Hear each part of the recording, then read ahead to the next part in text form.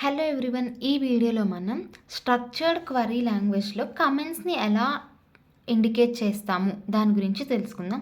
అసలు కమెంట్స్ అంటే ఏంటి అంటే, మనం ఏమన్నా కమాండ్ రాసినప్పుడు ఆ కమాండ్ని ఏంటి ఆ కమాండ్ యొక్క డిస్క్రిప్షన్ తెలుసుకోవడానికి కానీ, లేదా ఇంకొకళ్ళు ఆ సింటాక్స్ చూసినప్పుడు ఏం జరుగుతుంది అనే ఆ కోడ్లో ఏం జరుగుతుంది అని తెలుసుకోవడానికి కానీ, అంటే కోడ్ రీడబిలిటీకి కానీ, లేదా అది ఏ యాక్షన్ పర్ఫామ్ చేస్తుంది అని తెలుసుకోవడానికి కానీ కమెంట్స్ యూస్ చేస్తాం.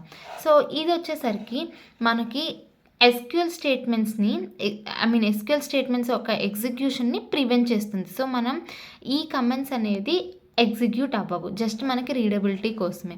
సో మనకి స్ట్రక్చర్డ్ క్వరీ లాంగ్వేజ్లో 2 టైప్స్ ఆఫ్ కమెంట్స్ ఉన్నాయి. ఒకటి సింగిల్ లైన్ కమెంట్స్, ఇంకోటి మల్టీ లైన్ కమెంట్స్ అంటాం.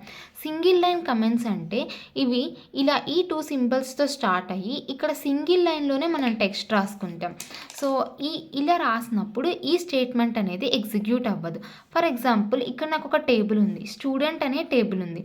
ఈ స్టూడెంట్ అనే టేబుల్లో ఉన్న రికార్డ్స్ అన్నీ రావాలి అనుకుందాం. దానికి ఒక ఎస్క్యూఎల్ స్టేట్మెంట్ రాశారనుకోండి. సో సెలెక్ట్ ఆల్ అనేది ఒక చిన్న డిస్క్రిప్షన్ లాగా మెన్షన్ చేస్తున్నా. సో అది సింగిల్ లైన్ కమెంట్ అంటాం.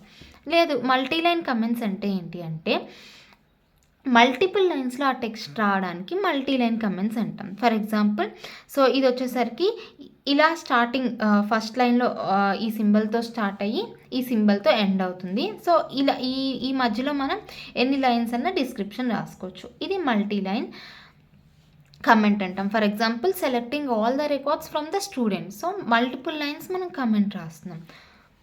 సో ఇది కమెంట్స్ అంటే. సో మనకి కమెంట్స్లో 2 types, single line comments and multi line comments. Thank you for watching.